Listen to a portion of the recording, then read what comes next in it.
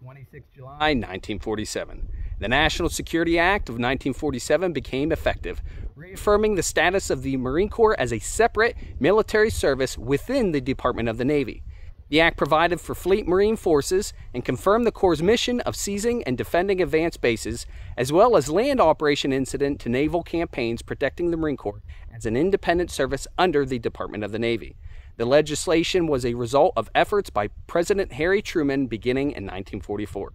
Under the national military establishment, the establishment of the Department of the Navy outlined it to consist of the United States Marine Corps, the United States Navy, and the United States Coast Guard. The role of the United States Marine Corps was further outlined.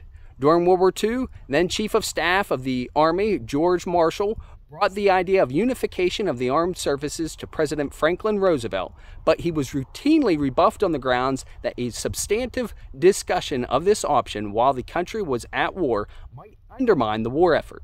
On 26 August 1944, future President Truman, who was a senator at the time, wrote that under such a setup of unification, another Pearl Harbor will not be feared.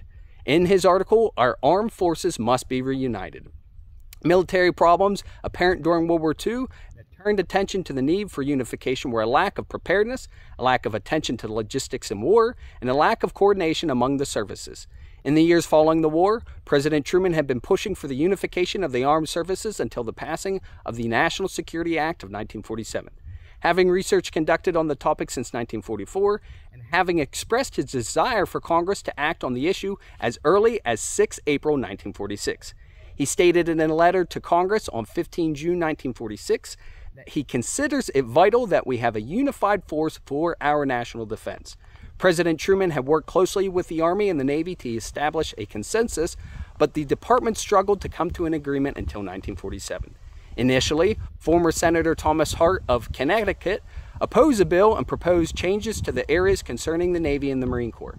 Also, the president of the Marine Reserve Officers Association, Melvin J. Maas, stated that 95% of the association opposed the bill and requested adjustments as it comes to the Marine Corps' role. The majority of the provisions of the act took effect on 18 September 1947, the day after the Senate confirmed James Forrestal as the first Secretary of Defense. His power was initially limited, and it was difficult for him to exercise the authority to make his office effective. This was later changed in the amendment to the Act in 1949, creating what was to become the Department of Defense. Stay salty, devils, and as always, Semper Fi and carry on.